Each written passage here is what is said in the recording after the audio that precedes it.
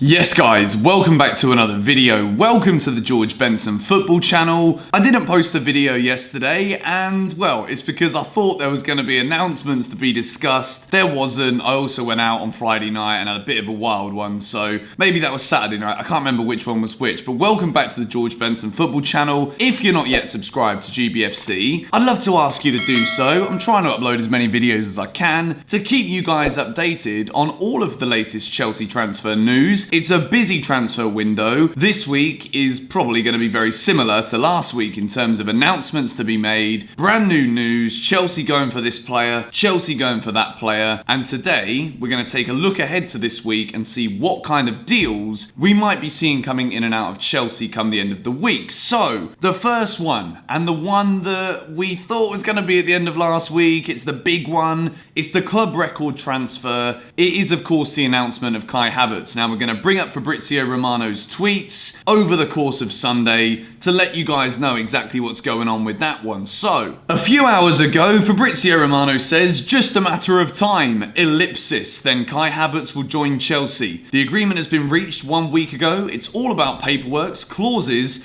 normal timing for a €100 million deal. What we need to remember when the deal is worth such a large sum of money, it's not just as easy as like just throwing out a picture of Kai Havertz in a Chelsea shirt and being like, welcome to Chelsea. There are lots of T's that need to be crossed. There are lots of I's that need to be dotted. And this one, even though it's been frustrating, we have known now for quite some time that the deal has been agreed in principle. There have been various reasons why Chelsea and Leverkusen haven't announced this deal as being done. But I think later today, we might see something. You know, Mystic Benson with his hat on his head today, he's got a feeling it might be today. If not, it will probably be tomorrow. So stay tuned. And of course, there'll be a video when this one is done. But don't worry, Havertz is still about to become a Chelsea player, and we move into the second story of the day, and it's becoming more widely known that Chelsea, once they wrap up the deal for Mr. Kai Havertz, we're going to be going all out in pursuit of Declan Rice.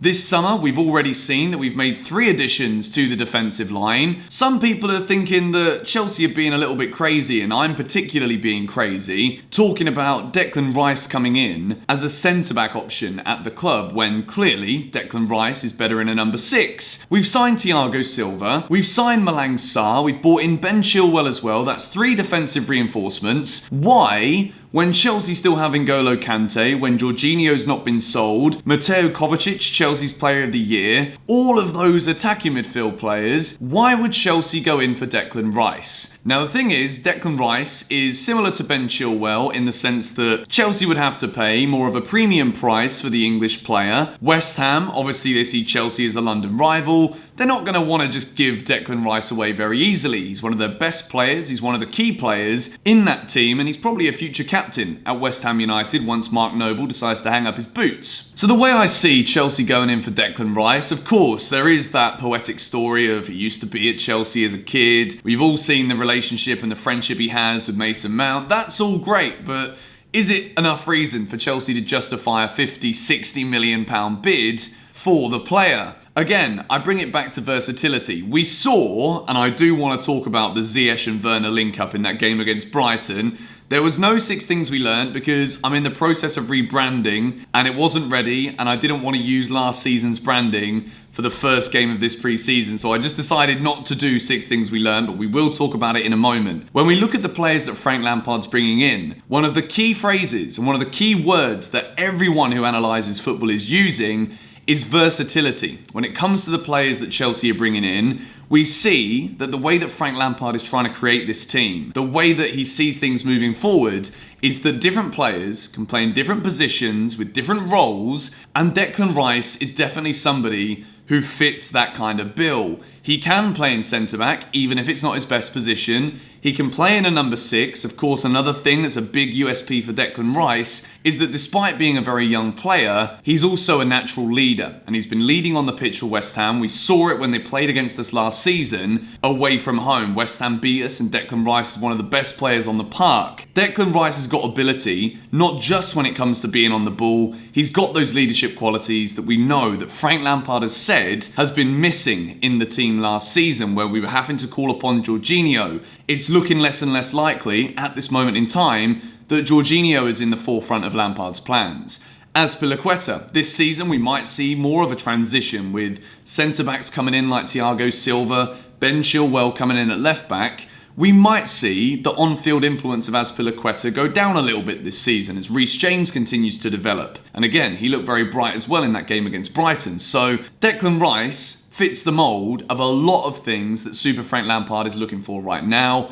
West Ham are reluctant to sell. Chelsea will have to break the bank again with a big transfer fee if we're going to go in for him. But as I've said throughout this window, trust in Super Frank. If he sees Declan Rice as the man, you bet your bottom dollar that he's your man. So of course, it wouldn't be right for me to be here in this video today and not talk a little bit about Chelsea's 1-1 draw away at Brighton in a pre-season friendly. It's a weird one because Brighton's the first fixture of the season. It's away from home. It's in 2 weeks tomorrow, so we've still got to wait 15 days. It's a weird fixture, but home fans were allowed in. 2,500 Brighton fans are in the stadium practicing the new normal social distancing at football matches. It did look a little bit weird, but it felt nice to actually hear the sound of fans in a football stadium. It reminded me of what we've all been missing out on in the past few months.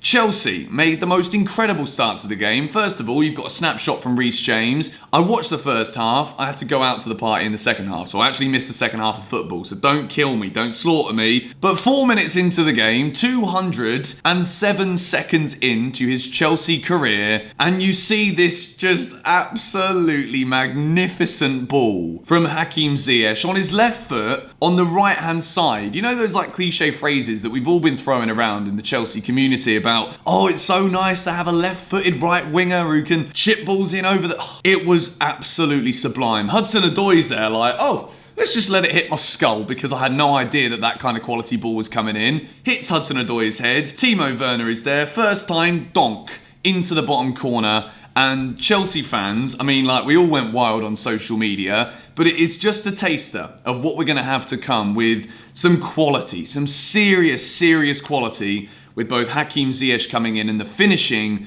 of Timo Werner. One of the key things with Chelsea last season was our inability to finish chances. We create so many opportunities, but we didn't score enough. And some games we didn't win matches because we concede so many goals and we wouldn't take our chances, or with a poor defence we conceded too many and then, well, you guys know the drill. We didn't have as many creative players to actually put those kind of crosses in, and Timo Werner, the natural finisher that he is, he's going to be the one converting them. So first 4 minutes of the game, we see a side to Chelsea that we can look forward to for next season. But the best thing as well, even though we obviously didn't win the game and we would have liked to score more goals, apart from the one that we scored, I like the work rate of Timo Werner. Hakim Ziyech did pick up a little twist of his knee, and we're going to wait this week to see if he will be ready for that game against Brighton. A bit frustrating, but again, it's something that some of us did expect it from Ziyech, that maybe he will pick up a few injuries as he acclimatises to the physicality of the Premier League. But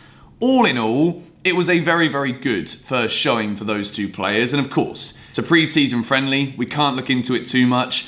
I made that mistake at the beginning of last season on GBFC, where I looked at Ross Barkley being the best player in pre-season, and I thought he'd win Premier League Player of the Year, which he wasn't quite that good. It was the second half of the season we saw the best from Ross, but pre-season, don't read into it too much. Let's move into the next story. And of course, the next story is Chelsea's pursuit of a goalkeeper. We mentioned Declan Rice coming in for big money. I think we're all looking now at the fact that HAVERTZ deal is actually going through. Chelsea are interested in Rice. We can kind of put to the back burner the ideas of Oblak coming in from Atletico Madrid. There's been no developments in that one. Fabrizio Romano has said that it doesn't look likely. Edouard Mendy, the man from France, 28 years old, a goalkeeper probably about to hit the prime years of his career, coming in to test Kepa as Chelsea's number one. Chelsea supposedly are getting closer to putting in a second bid, or they've put in a second bid for 20 million, and it's being rejected again. So Chelsea is still yet to get their man. I think selling clubs this summer will look at how much money Chelsea are spending now, and they will try and squeeze as many millions as they possibly can out of the free spending blues. So we might see this saga go on a little bit longer. It's not looking likely that Kepa's going to be leaving the club this summer, as no one's really come in for him at this point, other than maybe a couple of loan interests. Edouard Mendy could be a good person to challenge Kepa for the number one spot. Let me know your thoughts in the comments down below. Wanted to talk a little bit about the HAVERTZ deal. It looks like it's happening. I want you guys to be getting excited. hit the like button on today's video. If we can hit 6,000 likes for today's Chelsea news video, that will be absolutely wonderful. Plenty more news to come out this week. I'm sure there's going to be tons of developments. The season is 2 weeks away. I cannot wait for it, and I will see you guys in the next video later on. Catch you all later. Bye-bye.